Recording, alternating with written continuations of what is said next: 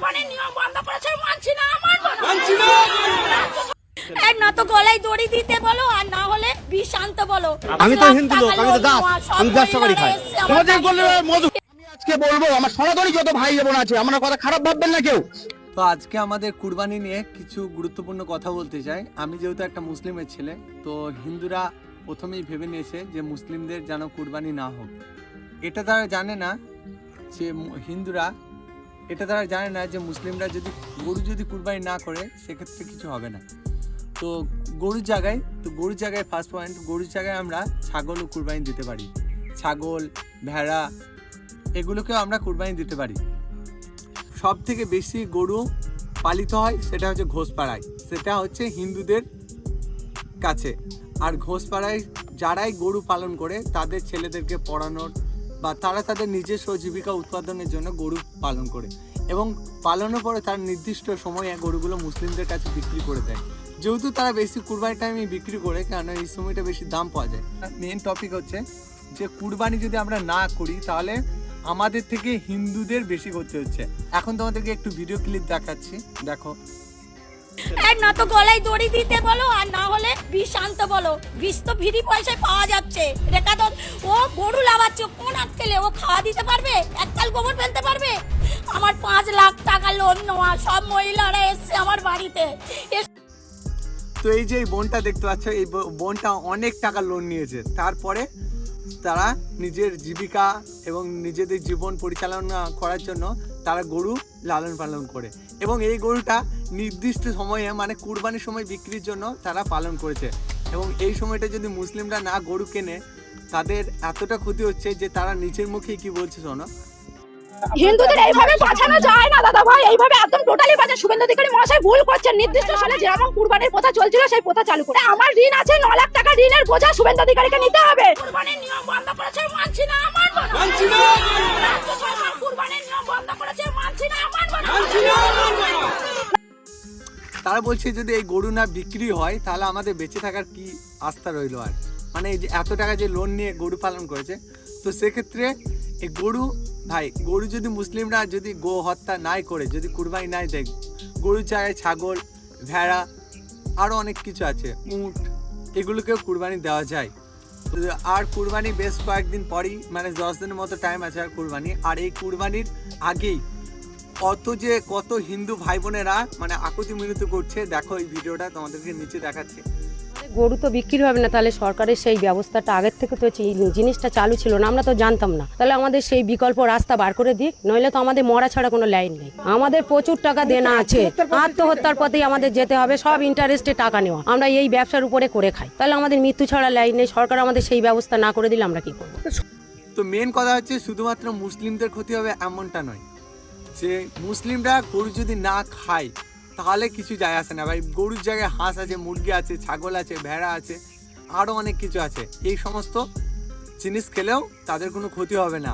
আর একটা মুসলিম যে সবসময় গোমাংস খায় এটা কোনো বিষয় না, যে গোমাংসই খেতে হবে এটা কোনো বিষয় না। আমাদের ইসলামে যে গরুকেই যে কুরবানি দিতে হবে এটাও কোনো বিধান নেই। তো এখন মেন কথা হচ্ছে গরু বেশিরভাগ উৎপাদন হয় মানে সে ঘোষপাড়ায়, গরু বেশিরভাগ লালন পালন করে ঘোষপাড়ায় ঘোষেরা। আর তাদের এই যে গরু কুরবানি না দেওয়াতে তাদের কি পরিমাণ ক্ষতি হচ্ছে শুধু এই ভিডিওটা তোমরা দেখো। আমি তো হিন্দু লোক, আমি তো দাস, আমি ব্যবসা করি খাই। তোমাদের বললে মধু খেয়ে গরু কিনতে হবে, মধু খেয়ে। সরকারকে সব গরুগুলো কিনে নিতে বলছে। সরকারের কাছে আকুতি মিনতি জানাচ্ছে। আইন যেহেতু দেশের প্রতিটা মানুষের জন্য সমান, তো সেক্ষেত্রে আমরা আইনকে অমান্য করব না, আইনকে সম্মান জানাই এবং আইনের প্রতি শ্রদ্ধা রেখে আমি বলছি।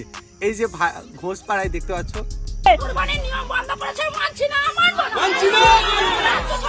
এই যে দেখতে পাচ্ছ কিছু হিন্দু সম্প্রদায়ের মানুষের আকুতি মিনতি করছে মানে কুরবানির জন্য। ভাই আমরা মেনে নিলাম যে কুরবানি আমরা গরু দেবো না, গরু হত্যা করব না, বা গরু জবাই করবো না আমরা কুরবানির জন্য, সেটা কোনো বিষয় হচ্ছে না। কিন্তু এই যে এই মা বোনেরা, সত্যি আমার খুব দুঃখ লাগছে, কারণ আমি যেহেতু একটা মুসলিমের ছেলে, আর এই ভিডিওগুলো দেখার পরে অনেক কষ্ট লাগছে যে হয়তো আমাদের এই গরু কুরবানি না দেওয়াতে এত মানুষের ক্ষতি হচ্ছে। আর এগুলো কিন্তু হাটে বিক্রির জন্য নিয়ে যাচ্ছে হিন্দুরা। আর দেখতে পাচ্ছ কিছু খামারে এত পরিমাণ গরু পালন করেছে যে তারা লোন শুধু নিয়েছে। শুধু তোমরা এই ভিডিওটা দেখো, লোন আমার 5 লাখ টাকা লোন নেওয়া, সব মহিলারা এসছে আমার বাড়িতে এসে আমার ঋণ আছে 9 লাখ টাকা, ঋণের বোঝা শুভেন্দু অধিকারীকে নিতে হবে।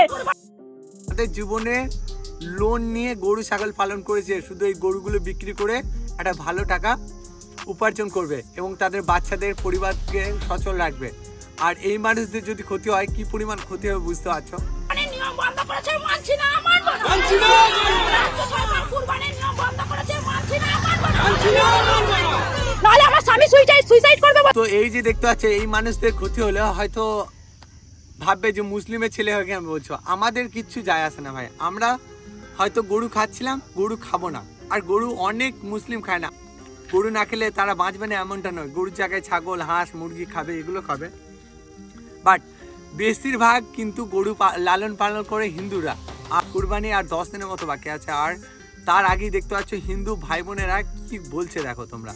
গরু আছে আপনার কাছে? আমাদের খাটালে কম বেশি 10-20 লাখ টাকার এক একজনের কাছে গরু আছে, খুব কম, ছোট আর বেশি তার আরো বেশি এক একজনের কাছে 40-50 লাখ 70 লাখ 80 লাখ টাকার গরু আছে। দেনা আছে মার্কেটে কত আপনার? হিন্দু ভাই বোনেরা কি পরিমাণ আকুতি মিনতি করছে, তো তাদের কষ্টের কথাটা হয়তো তোমাদের কাছে তুলে ধরলাম। আর এখন মেন টপিক হচ্ছে গরু। ভাই গরু যে গোমাতা বলছে 14 বছর পরে, হয়তো বলছে 14 বছর পরে একটা গরুকে জবাই করা যাবে। আমরা 14 বছর পরেও কোনো গরুকে জবাই করতে চাই না, আর কোনো দিনই গরু জবাই করতে চাইবো না।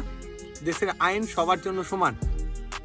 আর 14 বছর পরেই বা কেন গরু জবাই করা হবে, এটা অনেক হিন্দুরা বলছে। একদম ঠিক কথা বলেছো।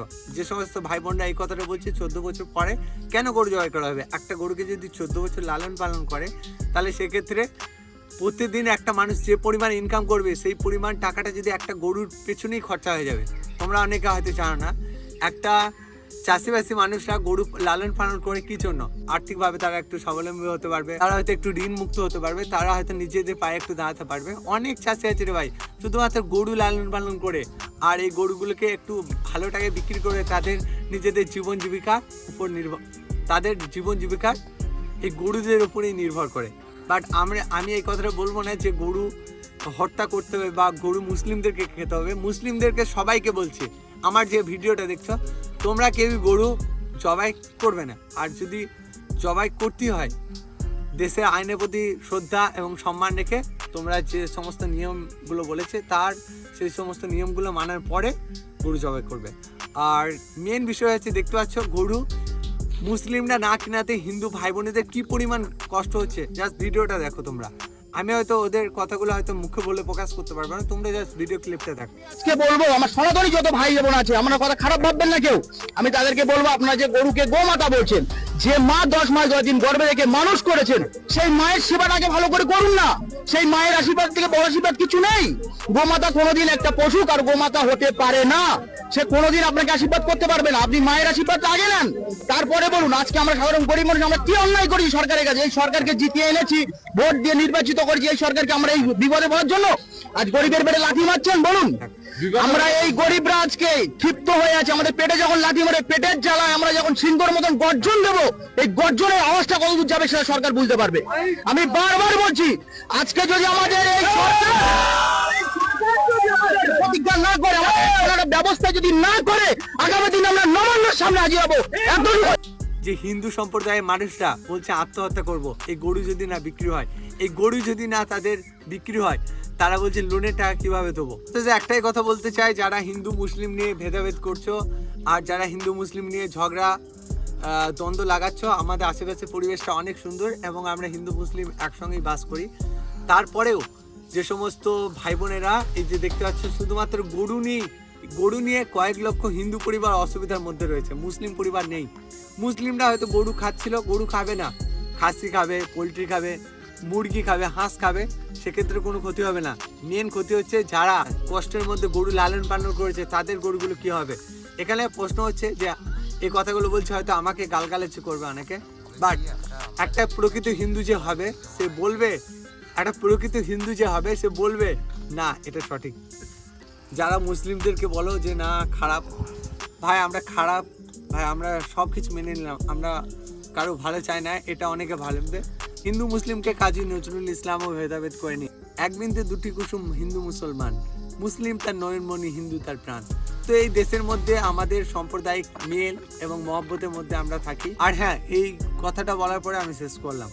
আর তোমাদের কি মতামত অবশ্যই কমেন্টে জানিয়ে যাবে। আর অবশ্যই ভালো থাকবে, আবার দেখা হবে নেক্সট একটা ভিডিওতে।